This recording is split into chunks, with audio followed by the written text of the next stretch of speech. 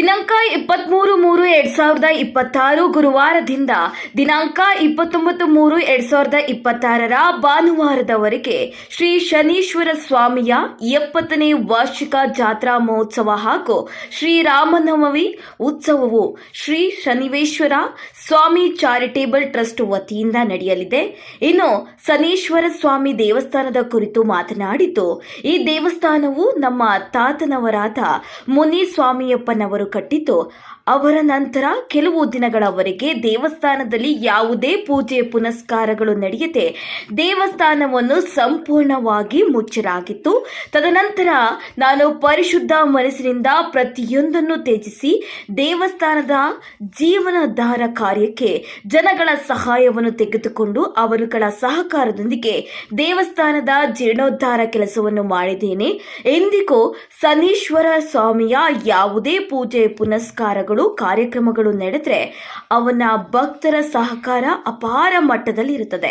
ನಾನು ಈ ದೇವಸ್ಥಾನದಲ್ಲಿ ಸ್ವಾಮೀಜಿ ಆಗಿಕೊಂಡು ಪ್ರತಿಯೊಬ್ಬ ಮಾರ್ಗದರ್ಶನ ಕೊಡುತ್ತೇನೆ ಮತ್ತು ಭಕ್ತರು ಅದನ್ನು ಪಾಲಿಸಿಕೊಂಡು ನಡೆದುಕೊಂಡು ಬಂದಿದ್ದಾರೆ. ಮುಂದಿನ ದಿನಗಳಲ್ಲಿ ಅನಾಥಾಶ್ರಮ, ರುದ್ರಾಶ್ರಮ, ಅನ್ನದಾನ ವ್ಯವಸ್ಥೆ ಮಾಡುವಂತಹ ಯೋಜನೆಗಳನ್ನು ಹೊಂದಿದ್ದೇವೆ. ಮುಂದಿನ ದಿನಗಳಲ್ಲಿ ಅದರ ಬಗ್ಗೆ ಯೋಚನೆ ಮಾಡ್ತೇವೆ ಅಂತ ತಿಳಿಸಿದ್ದಾರೆ. ಉದ್ಭವ ಮಾಡಿದ್ದೀರಾ, ಎಲ್ಲಿಂದ ಸ್ಟಾರ್ಟ್ ಆಯಿತು, ಯಾವಾಗ ಸ್ಟಾರ್ಟ್ ಆಯಿತು, ಅದ್ರ ಬಗ್ಗೆ ನಿಮ್ಮ ಇದನ್ನು ಹಂಚ್ಕೊಳ್ಳಿ ಸರ್. ಇದು ದೇವಸ್ಥಾನ ಬಂದು ನಮ್ಮ ತಾತ ಅವರು ಕಟ್ಟಿದ ದೇವಸ್ಥಾನ. ಇದು ಮುನ್ಷಮ್ಮಪ್ಪ ಅಂತೇಳಿ ನಮ್ಮ ತಾತ ಹೆಸರು. ಅವ್ರು ಕಟ್ಟಿದ್ದು. ಅವ್ರು ಕಟ್ಟಿ ಒಂದು ಕೆಲವು ದಿವಸ ದೇವಸ್ಥಾನ ಇದು ಮಾಡಿದ್ರು. ಎಲ್ಲ ಮಾಡಿದ್ದಾದಮೇಲೆ ಏನಾಯಿತು ಅಂದರೆ ಅವ್ರು ತೀರ್ಕೊಂಬಿಟ್ರು.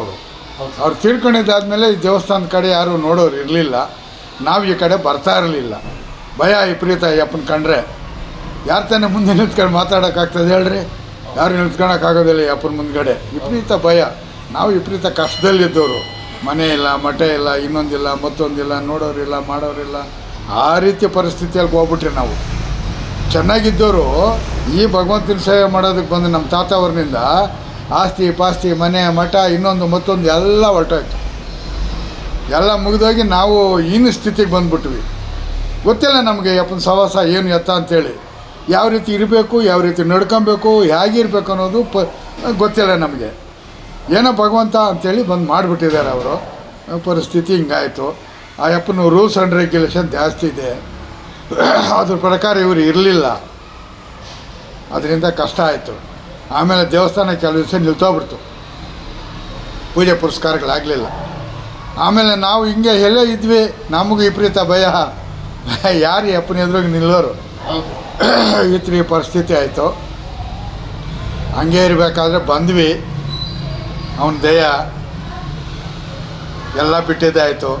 ಅಯ್ಯಪ್ಪನ ಸೇವೆಗೆ ಬಂದಮೇಲೆ ಮನೆ, ಮಠ, ಹೆಂಡತಿ, ಮಕ್ಕಳು, ಸಂಸಾರ, ಸಾಗರ, ಈ ಪದಾರ್ಥಗಳು, ತಿನ್ನೋ ಪದಾರ್ಥಗಳು ಎಲ್ಲ ನಿಲ್ಸಿದಾಯಿತು. ಎಲ್ಲ ಬಿಟ್ಟು ಅಯ್ಯಪ್ಪನ ಪದನ ಗಟ್ಟಿಯಾಗಿ ಹಿಡ್ಕೊಳ್ಳೋದಾಯಿತು. ಅಯ್ಯಪ್ಪನ ಹತ್ರ ರೂಲ್ಸ್ ಜಾಸ್ತಿ ಇದೆ. ಮೋಸ ಮಾಡೋದಾಗಲಿ, ಅನ್ಯಾಯ ಮಾಡೋದಾಗಲಿ, ಅಥವಾ ಇನ್ನೊಬ್ರಿಗೆ ಹಾಳು ಮಾಡೋದಾಗಲಿ, ಈ ಮಾಂಸ ಮಟ್ರೆ ಇನ್ನೊಂದು ಮತ್ತೊಂದು ತಿನ್ನೋದಾಗಲಿ ಯಾವೂ ಇಲ್ಲ. ಸುಳ್ಳು ಹೇಳೋದಾಗಲಿ ಏನೂ ಮಾಡಬಾರ್ದು. ಪರಿಶುದ್ಧವಾಗಿರ್ಬೇಕು ಅಯ್ಯಪ್ಪನ ಹತ್ರ. ಪರಿಶುದ್ಧವಾಗಿದ್ದರೆ ಮಾತ್ರ ಏನಾದರೂ ಅಯ್ಯಪ್ಪನ ಕಡೆನಿಕ ನಾವು ಹೋಲಿಸ್ಕೊಂಬೋದು. ಅದು ಏನು ಹೋಲಿಸ್ಕೊಳಕ್ಕಾಗೋದಿಲ್ಲ. ಭಕ್ತಿಪೂರ್ವಕವಾಗಿ ಅಯ್ಯಪ್ಪನ ಆರಾಧನೆ ಮಾಡಿ, ಧ್ಯಾನ ಮಾಡಿ, ಜಪ ಮಾಡಿ, ತಪ ಮಾಡಿ ಎಲ್ಲ ತ್ಯಜಿಸಿ ನಾವಿದ್ದರೆ ಆವಾಗ ಏನೋ ಅವನು ಕಾಪಾಡ್ತಾನೆ ಅಷ್ಟೇ ನಮ್ಮನ್ನು.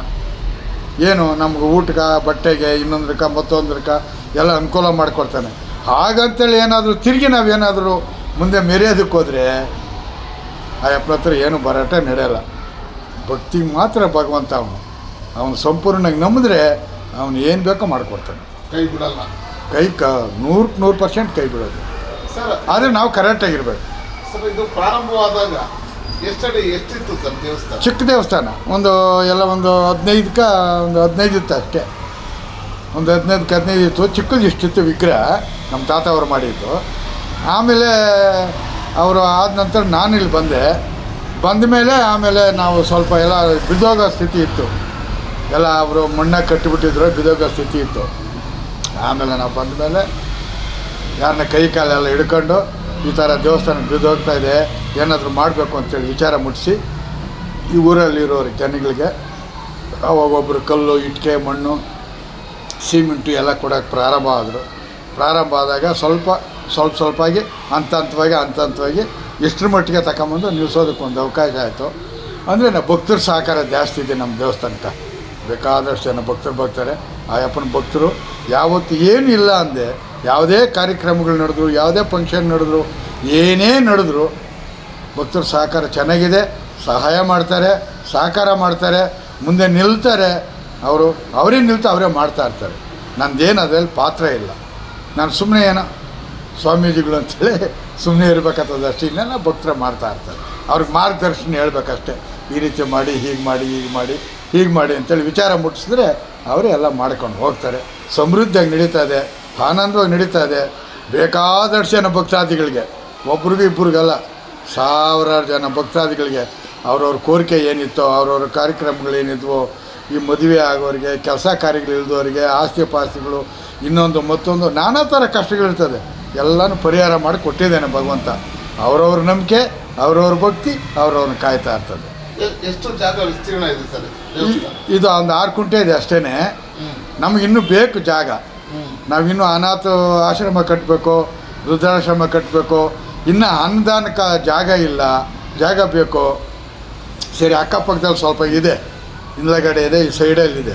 ಅವ್ರ ಪಾಪ ಅವ್ರನ್ನ ಎಲ್ಲನ ಬೇರೆ ಕಡೆ ಕಳಿಸ್ಬೇಕು ಅಂದ್ರೆ ಅವ್ರಿಗೆ ಏನು ಕೊಡಬೇಕಲ್ವಾ. ಸುಮ್ಮನೆ ನಾವು ಜನನ ಫೋರ್ಸರಿ ಮಾಡೋಕ್ಕಾಗಲ್ಲ ಈಗಿನ ಒಂದು ಪರಿಸ್ಥಿತಿಯಲ್ಲಿ. ಯಾಕಂತಂದ್ರೆ ಇವಾಗ ನಮ್ಮ ಕಡೆ ಎಲ್ಲ ಈ ಸಿಕ್ಕಾಪಟ್ಟೆ ರೇಟ್ಗಳಾಗೇ ಬಿಟ್ಟವೆ, ಜಾಗಗಳು ಯಾರು ಕೊಡೋದಿಲ್ಲ. ಅದರಿಂದ ಏನಾದ್ವಲ್ಲ ಭಕ್ತಾದಿಗಳನ್ನೆಲ್ಲ ಹಿಡ್ಕೊಂಡು ಕೇಳ್ಕೊಂಡು ಚಂದ ವಸೂಲು ಮಾಡ್ಕೊಂಡು ಅವ್ರಿಗೇನು ಕೊಡಬೇಕು ಅವ್ರಿಗೆ ಸೇರಿಸಿ ಆಮೇಲೆ ದೇವಸ್ಥಾನಕ್ಕೆ ಅದನ್ನು ಬಳಸ್ಕೊಂಡು ಆಮೇಲೆ ನಮ್ಮ ಮುಂದೆ ಏನು ಬೇಕೋ ಅದನ್ನು ಮಾಡಬೇಕಾಗ್ತದೆ. ಹೌದೌದು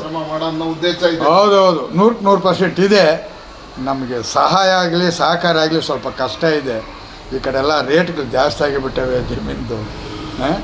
ಏನು ಮಾಡೋದು? ಆವಾಗ ನಮ್ಗೆ ಆ ದೇವಸ್ಥಾನದಲ್ಲಿ ನಾವು ಆವಾಗ ಮುಂದೆ ಬಂದಾಗ ಈ ಥರ ನಮಗೆ ಏನಾದರೂ ಒಂದು ತಲೆಯಲ್ಲಿ ಉಳಿದಿದ್ರೆ ನಾವೇನೋ ಮಾಡ್ಬೋದಾಗಿತ್ತು.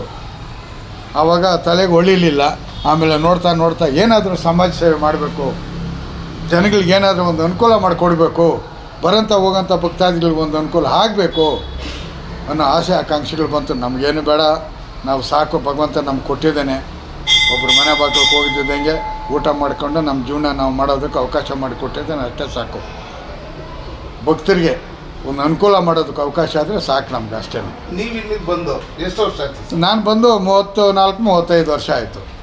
34-35 ಆಯಿತು.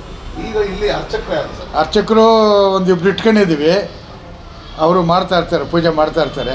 ನಾವು ಸ್ವಾಮಿಗಳಾಗಿರ್ತೀವಿ. ಬರೋಂಥ ಹೋಗೋಂಥ ಭಕ್ತಾದಿಗಳಿಗೆ ವಿಚಾರಗಳು ಮುಟ್ಟಿಸ್ತಾ ಇರ್ತೀವಿ. ಇನ್ನೇನು ಜಾತ್ರೆ ಬೇರೆ, ವರ್ಷ ಜಾತ್ರೆ ಬೇರೆ ಮಾಡ್ತಾ ಇರ್ತೀವಿ. ಪ್ರತಿ ವರ್ಷ ಮಾಡ್ತೀರಾ? ಪ್ರತಿ ವರ್ಷವೂ ಜಾತ್ರೆ ಮಾಡ್ಕೊಂಬರ್ತಾ ಇದ್ದೀವಿ.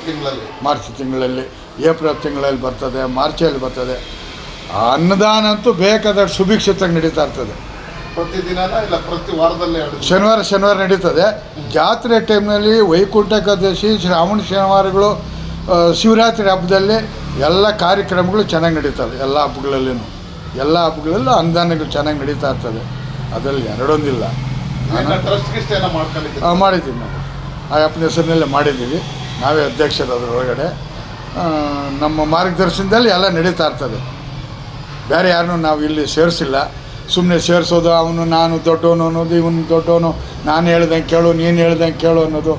ಒಳಗಡೆ ಯಜಮಾನಪ್ಪನ ಏನು ಹೇಳ್ತಾನೆ ಅದನ್ನು ಕೇಳೋದು ಅಷ್ಟೇ. ನಾವು ನಮ್ಮ ಕುಟುಂಬದವರೇ ಇದೆ. ನಾವು ಏನು ಬೇಕೋ ಭಗವಂತನಿಗೆ ಮಾಡೋದಕ್ಕೆ ಸಿದ್ಧವಾಗಿದ್ದೀವಿ, ಮಾಡ್ತಾಯಿದ್ದೀವಿ. ಸಾರ್ವಜನಿಕರಿಗೆ ಏನು ಬೇಕೋ ಮಾಡ್ತಾಯಿದ್ದೀವಿ. ಆನಂದವಾಗಿದೆ. ಈ ರಾಜಗೋಪುರ ಮಾಡಿ ಎಷ್ಟು ವರ್ಷ ಆಯ್ತು? ರಾಜಗೋಪುರ ಮಾಡಿ ಒಂದೂವರೆ ವರ್ಷ ಆಯ್ತು ಅಷ್ಟೇ. ಎಲ್ಲ ಭಕ್ತಾದಿಗಳದೆ, ಅದು ಎಲ್ಲ ಭಕ್ತಾದಿಗಳದೆ.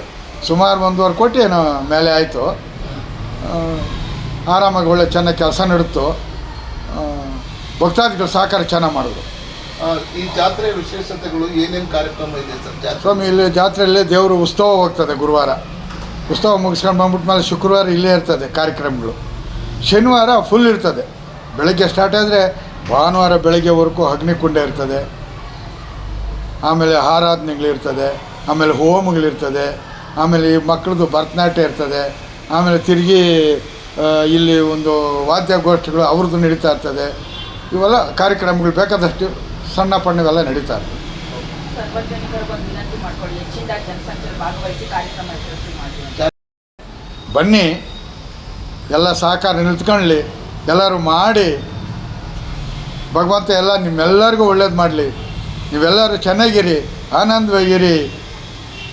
ನಮ್ಮ ಕಡೆಯಿಂದ ಆ ಭಗವಂತ ನಿಮಗೆ ಒಳ್ಳೇದಾಗಲಿ ಅಂತೇಳಿ ನಾನು ಹಾರೈಸ್ತಾ ಇರ್ತೀನಿ.